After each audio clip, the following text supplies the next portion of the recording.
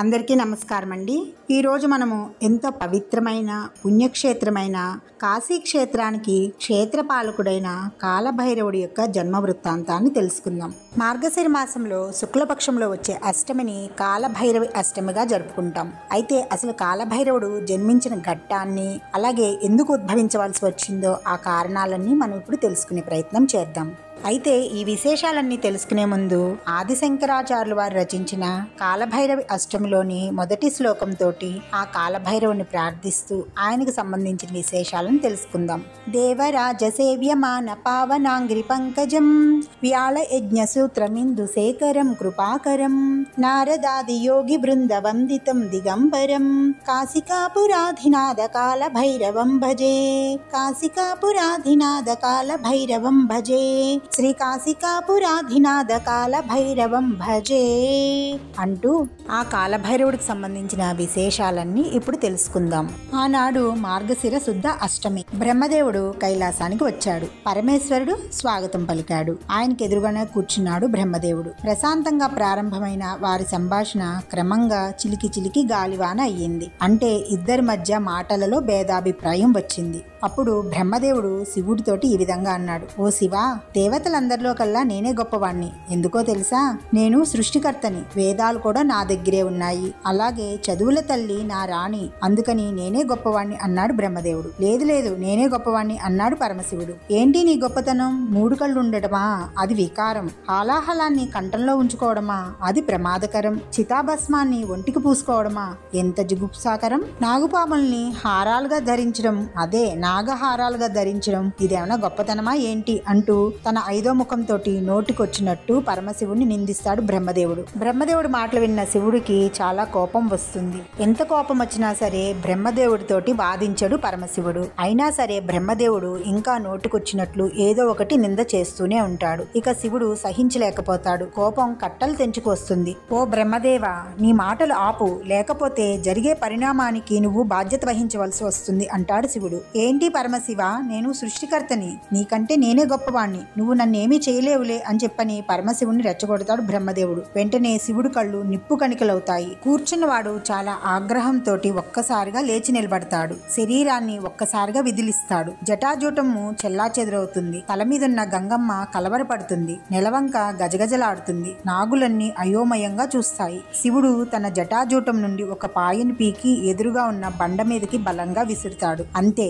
ఆ జటాజూటం నుండి తీసిన పాయ బండని తాకగానే మరుక్షణంలో భీకరమైన శబ్దం వినిపిస్తుంది. ఆ శబ్దము పంచాక్షరి మంత్రంగా వినిపించింది. తర్వాత ఉవ్వెత్తున లేచిన అగ్ని జ్వాల కనిపిస్తుంది. క్రమంగా ఆ జ్వాల ఆరిపోతుంది. దట్టమైన పొగ వ్యాపిస్తుంది. ఆ పొగలోంచి ఒక దివ్య పురుషుడు బయటకొచ్చి పరమశివుడికి శిరస్సు వంచి నమస్కరిస్తాడు. ఆ పురుషుడు మూర్తీభవించిన రౌద్రంలా ఉంటాడు. జటాజూటం, 4 చేతులు, ఆ చేతుల్లో ఢమరుకం, పానపాత్ర, కత్తి, త్రిశూలం ఉంటాయి. ఆయన పక్కనే వాహనం, ఒక శునకం ఉంటుంది. ఆ పురుషుని మెడలో కాలనాగు పడగ విప్పి బుసలు కొడుతూ ఉంటుంది. గుబురు మీసాలు, ఎర్రటి కళ్ళు, తన వక్షస్థలాన్ని విరుచుకుంటూ నడుస్తూ చుట్టూ పరిశీలనగా చూస్తాడు. పరమేశ్వర, శంభో శంకర, నన్నెందుకు సృష్టించావు? నేనేం చేయాలి? ఆదేశించు అంటూ పరమశివుడిని ప్రార్థిస్తాడు ఆ పురుషుడు. బ్రహ్మదేవుడు బిక్కమొహం వేసుకుని చూస్తాడు. పోయి, నీకు కాలభైరవుడని పేరు పెడుతున్నాను. నువ్వు చేయవలసిన కార్యం ఒకటి ఉంది, అందుకే నిన్ను సృష్టించానని చెప్తాడు పరమశివుడు. వెంటనే చెప్పు మహాదేవ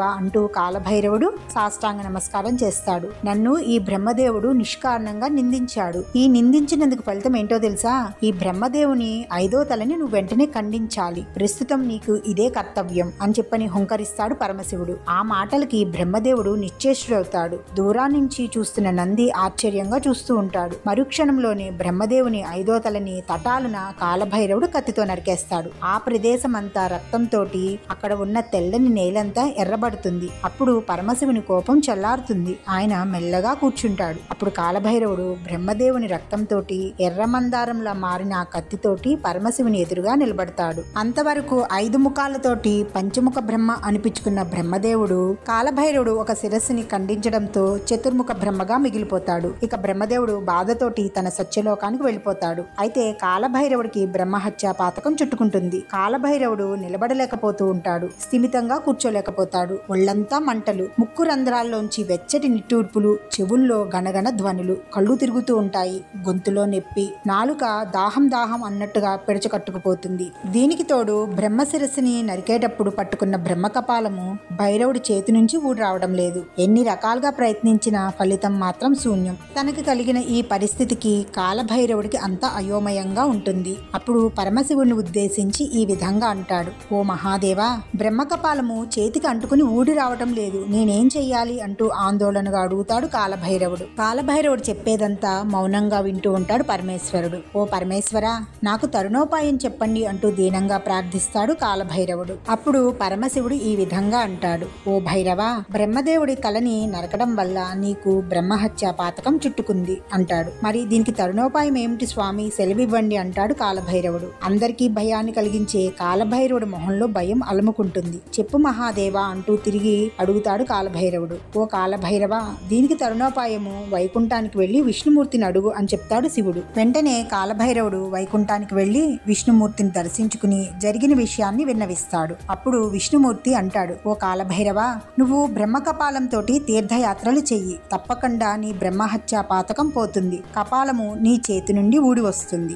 ఏ ప్రదేశాన్నైతే నువ్వు సందర్శించావో ఆ ప్రదేశంలో నీ చేతినున్న కపాలం ఊడిందో ఆ ప్రదేశంలోనే నువ్వు ఆ కపాలాన్ని పాతిపెట్టాలి. అప్పుడు ఆ ప్రదేశము మహాపుణ్యక్షేత్రం అవుతుంది అని చెప్పని విష్ణువు కాలభైరవుడికి తరుణోపాయం తెలియజేస్తాడు. ఇక వెంటనే కాలభైరవుడు ఆ బ్రహ్మకపాలంతో తీర్థయాత్రలకు బయలుదేరతాడు. అతనికి శాప విమోచనం కాలేదు. ఎన్ని క్షేత్రాలు తిరిగినా గాని అతని చేతినున్న బ్రహ్మకపాలం ఊడిపడట్లేదు. ఇక ఏం చేయాలో తోచదు. క్రమంగా కాశీ క్షేత్రానికి చేరుకుంటాడు కాలభైరవుడు. ఆ పుణ్యక్షేత్రంలోకి అడుగు పెట్టగానే కాలభైరవుడి చేతినున్న బ్రహ్మకపాలం విడిపోతుంది. అప్పుడు ఆహా, ఏమి ఈ క్షేత్రమహిమ! ఈ పుణ్యభూమిపై అడుగు పెట్టగానే బ్రహ్మకపాలము నా చేతి నుంచి అలవోకగా ఊడి వచ్చింది అంటూ ఆనందంతో గంతులు వేస్తాడు కాలభైరవుడు. విష్ణువు చెప్పినట్టే అక్కడే ఆ బ్రహ్మకపాలాన్ని భూమిలో పాతి పెడతాడు. ఆ ప్రదేశము కపాలమోచన తీర్థంగా మారుతుంది. ఇక కాలభైరవుడి బ్రహ్మహత్యా పాతకం కూడా తొలగిపోతుంది. తనకున్న బ్రహ్మహత్యా పాతకం పోవడంతో కాలభైరవుడు ఎంతో సంతోషిస్తాడు, ఎంతో ఆనందిస్తాడు. తనకి దర్శన భాగ్యాన్ని కలిగించమని ఆ పరమశివుడిని ప్రార్థిస్తాడు. అప్పుడు పరమశివుడు అతని ఎదుట ప్రత్యక్షమవుతాడు. కాలభైరవుడు ఎదుట ప్రత్యక్షమైన ఆ పరమశివుడిని చూస్తూ కాలభైరవుడు ఈ విధంగా అంటాడు: ఓ పరమేశ్వరా, విశ్వనాథుడుగా నువ్వు కొలువైన ఈ కాశీ క్షేత్రము ఎంతో పుణ్యక్షేత్రము. నేను చేసిన బ్రహ్మహత్యా పాతకాన్ని కూడా తొలగించింది. నేను ఎన్ని తీర్థాలు తిరిగినా గాని నేను చేసిన దోషము నన్ను వదల్లేదు. కానీ నేను ఎప్పుడైతే ఈ కాశీ క్షేత్రంలో అడుగు పెట్టానో వెంటనే బ్రహ్మకపాలము నా చేతి నుండి ఊడిపోయింది, నన్ను నా పాపం నుంచి విముక్తి చేసింది. ఎంత పుణ్యక్షేత్రం ఇది మహానుభావ అంటూ ఆనందపడతాడు. ఇంతటి పుణ్యక్షేత్రంలో నేను కూడా శాశ్వతంగా ఇక్కడే ఉండిపోతాను,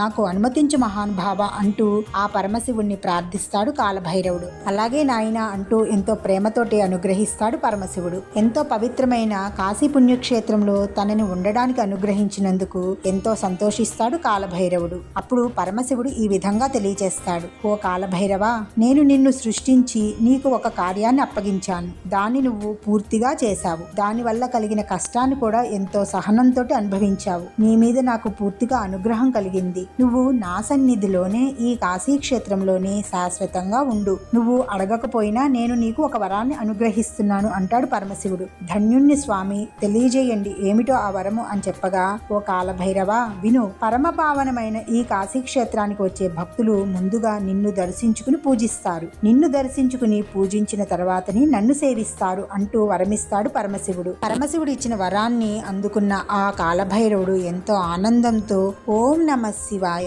ఓం నమః శివాయ, హర హర మహాదేవ, నన్ను ధన్యుణ్ణి చేశావు మహానుభావ, ఓ పరమశివ అంటూ కళ్ళల్లోంచి ఆనంద బాష్పాలు రాలుతుండగా పరమేశ్వరుడికి నమస్కరించి పంచాక్షరి మంత్రాన్ని జపిస్తాడు కాలభైరవుడు. నాయనా, నేను నిన్ను సృష్టించిన ఈ మార్గశిర శుద్ధ అష్టమి కాలభైరవ అష్టమిగా, కాలాష్టమిగా లోకంలో ప్రసిద్ధి చెందుతుంది. ఆ రోజున నిన్ను పూజించిన వాళ్ళకి, నీ పేరున భైరవ జయంతి వ్రతం ఆచరించిన వాళ్ళకి ఎటువంటి అపమృత్యు దోషాలు ఉండవు, ఎటువంటి భయాలు ఉండవు, అన్ని మహాపాతకాలు కూడా నశిస్తాయి, అన్ని శుభాలే జరుగుతాయి అని చెప్పని వరమిస్తాడు పరమశివుడు. పరమశివుని అనుగ్రహాన్ని పొందిన కాలభైరవుడు పట్ల యమదూతలకు కూడా భయమే. కాలభైరవుని అర్చించిన వారి పట్ల యమదూతలు కూడా భయపడతారు. భైరవ శబ్దము కాలభైరవుడికి సార్థక నామధేయంగా మారింది. అలాగే మార్గశిర శుక్ల అష్టమి నాడు కాలభైరవుడి సన్నిధిలో ఉపవాసం చేసి జాగరణ చేసిన వారు అన్ని పాపాల నుండి విముక్తులవుతారు. అలాగే ఆ రోజు భైరవ పూజ చేసిన వారికి ఆ ఏడాదంతా కూడా ఎటువంటి విఘ్నాలు కలగవు. విశ్వేశ్వరుని మీద భక్తి ఉన్నా గానీ భైరవుడి మీద భక్తి లేకపోతే వారికి అడుగడుగునా విఘ్నాలు తప్పవు. కాలభైరవ తీర్థంలో స్నానం చేసి పితృతర్పణం చేస్తే పితృదేవతలు కూడా ముక్తులవుతారు. అలాగే కాలభైరవుడికి 8 ప్రదక్షిణలు చేసిన వారికి పాపస్పర్శ ఉండదు. అలాగే ప్రతి నెలలో వచ్చే చతుర్దశి నాడు, అష్టమి నాడు, మంగళవారం నాడు కాలభైరవుని పూజించడం ఎంతో మంచిది. ఈ విధంగా కాలభైరవుని పూజించడం వల్ల సకల శుభాలు కలుగుతాయి, సకల ఆపదలు తొలగుతాయి. ఇదండి కాలభైరవుడి యొక్క జన్మ వృత్తాంతము. విన్నాం కదా. కాలభైరవుడి జన్మ వృత్తాంతం తెలుసుకున్నందువల్ల మన అందరికీ త్వరలో కాశీ నివాస యోగ్యాన్ని, అలాగే కాశీ విశ్వేశ్వరుడు సహిత విశాలాక్షిదేవి దర్శనాన్ని, కాలభైరవుడి దర్శనాన్ని, అలాగే కాశీ క్షేత్రంలో ఉన్న సకల పుణ్యతీర్థాలు పుణ్యక్షేత్రాలను దర్శించే యోగ్యం కలగాలని ఆ కాశీ విశ్వేశ్వరుని విశాలాక్షిని కోరుకుంటూ కాలభైరవుడి యొక్క అనుగ్రహాన్ని మనమందరము కోరుకుంటాం.